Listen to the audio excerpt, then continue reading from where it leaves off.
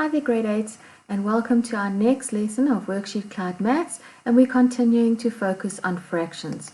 So today is our 5th lesson in Focus on Fractions, and today we're going to look at percentages and fractions. Okay, don't freak out, it's not too bad. This part is actually quite easy.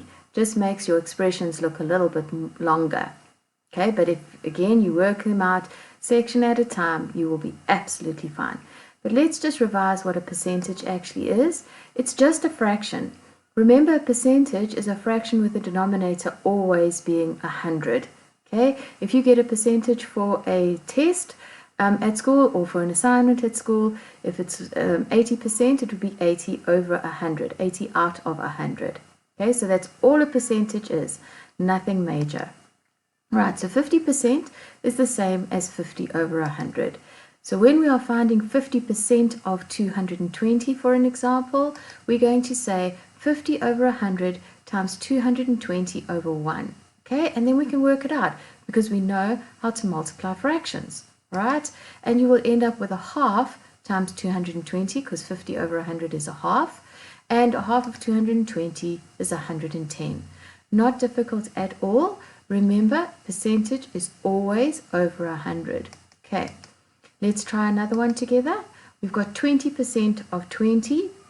It's 20 over 100 times 20 over 1. Okay, because we're working out of 20. That's the of 20 over there. And remember, of just means multiply.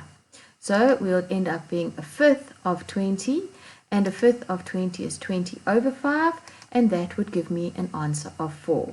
So actually what we're doing is working out a percentage of a whole number, and here it's a fraction of a whole number. The whole number is always over 1.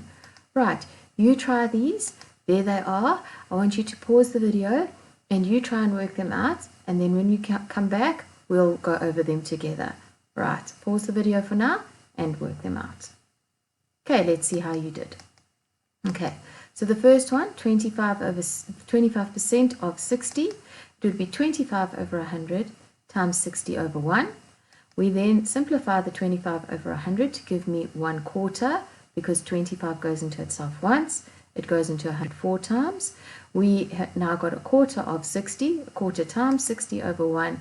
We're going to get 60 over 4, and that simplified is 15. Remember, again, we always simplify our fractions. So we can never leave it as an improper fraction. We've got to try and change it to a mixed number. And in this case, there was nothing left over. So 4 goes into 60 15 times. Everybody happy? Let's look at number 2. 80% of 25 would be 80 over 100 times 25 over 1. That would give me 8 over 10 times 25 over 1, and it's 4 over 5, because I will keep on simplifying until it's something easier to work with. I can even simplify that way, and I can go 4 over 1 times 5 over 1, like that, and I would end up with my answer as 20, which means that 80% of 25 is 20. Does that make sense? If you are working out a percentage of a whole, remember your answer must always be less than the whole, because you're working out a fraction of the whole. So a fraction of the whole cake, or whatever it might be. Okay, let's look at number 3. 45% of 300. It's going to be 45 over 100 times 300 over 1. We're going to end up with 45 over 1, because here we've cross-cancelled the 100 and the 300. Okay. And 45 times 3 is 135, and so my answer is 135, because it's 135 over 1. Right, let's look at number 4. 5% of 45, 5 over 100 times 45 over 1 will give me 1 over 20 times 45 over 1, which gives me 1 over 4, because I've cancelled out going this way. I divided 5 into both of these. 1 over 4 times 9 over 1, which gives me 9 over 4, and that is 2 1/4. Is everybody happy so far? Okay, have I got less than my whole? Much less than my whole, but my percentage is very small, so it should be much less. Here my percentage is quite big. It's still, my answer is less than a whole, but the difference is not as big as this one, because this one was only 5%. Here it's 45%. 45% is almost a half. It's almost 50%. So is this close to a half? Yes, it is, because a half of 300 is 150. So you can just do double checks like that every time you're working out a percentage. Okay, let's look at the last one. 18% of 96. We've got 18 over 100 times 96 over 1. Simplify your 18 over 100 to 9 over 50. You can simplify it even more. Okay, you're going to simplify this way. You're going to divide them both by 2. So you've now got 9 over 25 times 48 over 1. You're going to end up with 432 over 25, and that gives me 17 and 7 over 25. Okay, we cannot simplify that anymore, so we have to leave it as is. Have a look again, do a double check. Is 17 and 7 over 25 less than 96? Yes, it is. Quite a bit less, because you worked out 18%, which is less than a fifth. Okay, everybody happy with that? Right, I'm glad. Okay, let's apply these now. Okay, we're now going to put this into an expression. And again, that expression can look quite daunting, but don't stress, because we'll work out a section at a time. So the first thing we're going to do is we're going to go put our brackets around what we must do first. That always helps, guys. It separates your expression out, and it makes it so much easier then to see what you need to do first. Once you've got your brackets, you can work inside each bracket at the same time. So we can work with 20% of 80, and we'd get 20 over 100 times 80 over 1. We're changing a third of 6 to 1/3 times 6 over 1, because we know that the of, like the of here, just means multiply. Okay, then we've got to add these two fractions which need to be divided first. So 3 squared is 9, 5 squared is 25, and we're going to tip in times. So we can do all that in one step. If you're not comfortable to do it in one step, please feel free to do it in as many steps as you want to. So in this step, you could have done the squaring, and in the next step, you could have done the tipping and timesing. It doesn't matter, it's all going to work out in the end. Okay, right, now that we've almost simplified each bracket to what we can work with, let's have a look what we do next. Okay, we're going to simplify. So 20 over 100 gives me a fifth. A fifth times 80 is much easier. This one here we would have simplified, and 3 goes into itself once, and it goes into 6 twice, so you'll end up with 2 over 1. Again, guys, if you need to do it in many steps, please do it in as many steps as you need to make it right. Okay, here we've worked out our 9 over 25, 5 over 3, and what we've done is we've cross-cancelled. So 5 goes into itself once, it goes into 25 5 times, 3 goes into itself once, it goes into 9 3 times. So you would end up with 3 over 5. Okay, now we're going to work out our brackets in the front here, and 5 goes into 80 16 times, so we've got 16 minus 2 plus 3 over 5. Okay, we can do our whole numbers because this is a plus. If this was a minus, we could still do our whole numbers, but then remember we'd have to borrow a whole from here to subtract. Okay, so we end up with 14 and 3/5. Okay, let's just go through it one more time. We put our brackets with what we have to work out first. Okay, we work in each bracket to make it more workable. We then can simplify, and then we can take away, work out everything in the brackets, and then take it away, and then see what we need to do. And here we had to subtract first and then add. Okay, let's try another one. Okay, there we go again. Now I've put in some square roots and a cube root. It looks a little bit daunting, but let's go through it step by step. Okay, we've got to find 50% of the value of the whole bracket, but there's brackets that need to be done inside there. So let's have a look. Okay, we are going to find 50% of, and we've square rooted the 169, which gives me 13. Square root of 169 is 13, because 13 times 13 is 169. Leave the 24 times 2 over 13, so that would go together, plus 4 over 5, and we've got to find the cube root of 64 over 125, so that would be 4 over 5. 4 times 4 times 4 gives me 64. 5 times 5 times 5 is 125, and then we have to subtract 120. But can you see we've got to do that first, and then we've got to do that, and only then can we subtract 120, and only after that can we find 50% of that, of the answer. So again, Let's put brackets around what we have to do first. We have to go 13 minus 24 times 2 over 3. And we've got to go 4 over 5 divided by 4 over 5. Now you can see here, I was given this bracket. Okay, but now I wanted to add in my own to make sure I do my order of operations properly. So I've changed the outside bracket to a square bracket, and then I've used my round brackets inside. The only reason I did that was to differentiate between the two.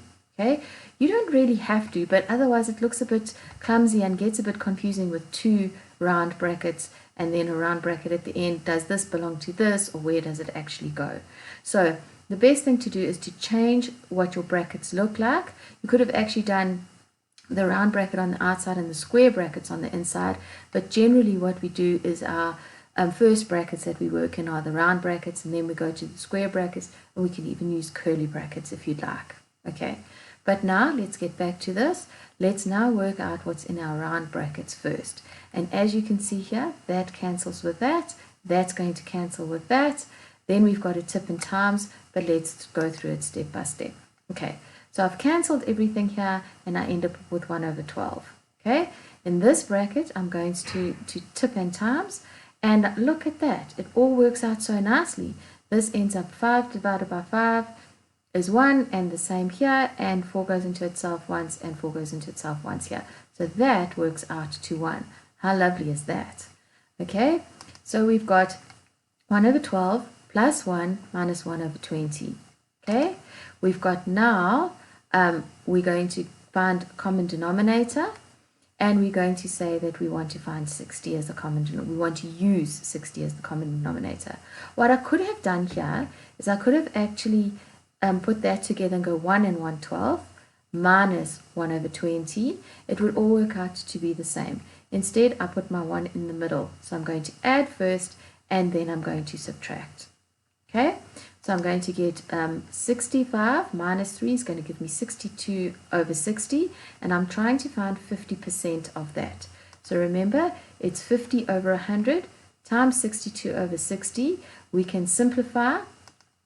We make it 5 over 10 times 31 over 30. We can simplify again. Either simplify this way and make that a half, or we can simplify that way and make it 1 and 31 over 6. 1 over 10 and 31 over 6. Okay, like there. But we could always have done 1 over 2, or half times 31 over 30. It wouldn't have mattered. All right, multiply that out. I get 31 over 60, and that is in its simplest form. Okay, everybody happy with that? Okay, this looks very different to what this looked like. And when we looked at this first, we went, oh my goodness, that looks so complicated. Again, just work through it step by step. Start alleviating the things that you can right up front. So we could do that square root, we could do that cube root, we then end up with fractions that we can work with.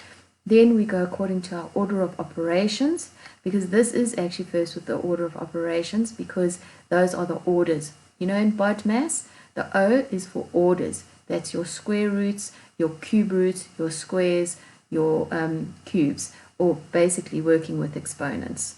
Right, so we do the orders first, get that out the way, then we look at our operations. We have to do multiplication and division first as they come, and then we have to do addition and subtraction, which is exactly what we did. And that's why these brackets are quite nice, because it puts things in order in our mind. Okay, let's try one on your own, or there's actually 2 here to try on your own. Don't get intimidated by what they look like. You pause the video now, write them down, you try and work them out, and then we will go over them together. Right, let's see how you did. Okay, there's the first one. Again, it looks so hectic. I've left off the bracket here by mistake. It should actually be there. Let's work through it step by step. Okay, first of all, you've got a square here, and you've got a square root here, and you've got that whole fraction is being squared. So we can work with that first, simplify it, work it out, work this out, and then we can go from there. Okay, so the first thing is put our big brackets around the outside, and put the multiplication and the of and the division all in their own little brackets, and then we work out what's next. Okay, so I've squared the 3, and I've got 9. I found the square root of 16 and I've got 4. So it's 9 over 4 times 1/5. Okay, then 20% is 20 over 100 times 125 over 1. 2 over 6 all squared will give me 2 squared is 4, 6 squared is 36, divided by 4 over 6. That whole amount is going to have to be subtracted from 100. Okay, right, so let's work with this first one here. We can't actually simplify anything, so we're going to get 9 over 20. Here we can simplify 20 over 100. We've got a fifth times 125 over 1. And here we just write that down, 4 over 36 times 6 over 4. You can see we can simplify here because 6 goes into itself once. It goes into 36 6 times. Okay, 4 will cancel each other out. Here you can simplify. 5 goes into itself once and it goes into 125 25 times. Okay, but there we've got it. 9 over 20, 1 over 6, as I showed you how to work that out, 125 over 5. We've got 25 over 1 because remember I said to you just now, 5 goes into 125 25 times. So in that bracket we've got rid of all our smaller brackets, we've worked through them, we've worked them out, and now we've just got to plus and minus. And after that we take everything away from 100. So we've got to get our common denominator like we went over in our very first lesson, finding a common denominator when we add and subtract. Our common denominator here would be 60. So 20 times 3 is 60, 9 times 3 is 27. Here it's times 60, so we've got to say 25 times 60, which gives us a massive answer of 1,500. And then 1 over 6 is 10 over 60. Okay. We end up with 100 minus 1,517 over 60. Massive number. We can still work with it. Okay. Which is going to give me 6,000 minus 6,000 over 60 because we found a common denominator minus 1,517 over 60. If you had wanted to do it the other way and you had wanted to first work that back into a mixed number, absolutely fine, because then you could have gone 100 minus that first number, but then you must remember to still take away the fraction. Okay, 6,000 minus 1,517 gives me 4,483 all over 60. Okay, we end up with 74 and 43 over 60. This cannot be simplified anymore. 43 is actually a prime number and it doesn't go into 60, so that is your final answer. Guys, it really helps that you can use calculators, because when you get to big numbers like this and multiplying out, you just do it on your calculator and you know it will be correct. Okay, once again, that first expression looked very daunting. You work through it step by step. This is a long process, but you do get to the end.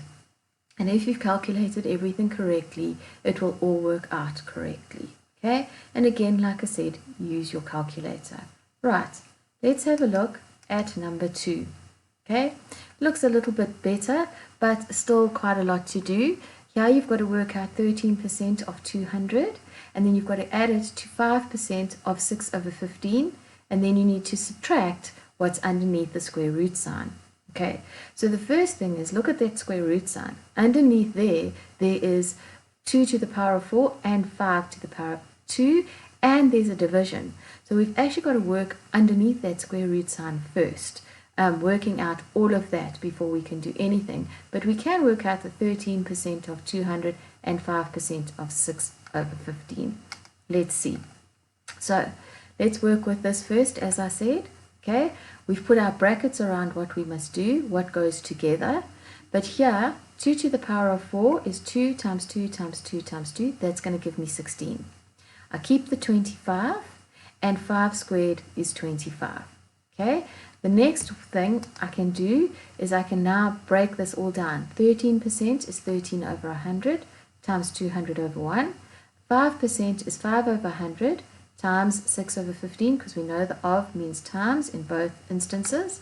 Okay, here I can tip and times because that's a divide, so I tip and times, and I can end up, look here, it works out so nicely because we can cancel that. Okay, so I end up with 13 over 1 because that cancels with that, and it's 13 over 1 times 2 over 1, already so much easier to work with. And I've got 1 over 50 and 3 over 3.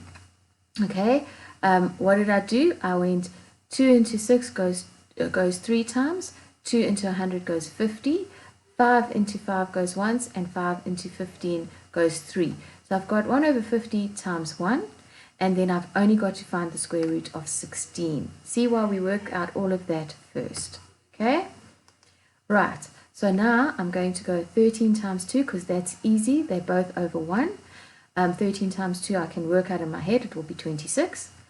This is times by 1, so anything times by 1 stays as it is, so then I'm going to add on 1/50th, and the square root of 16 is 4. Okay, so now we can actually take away the brackets.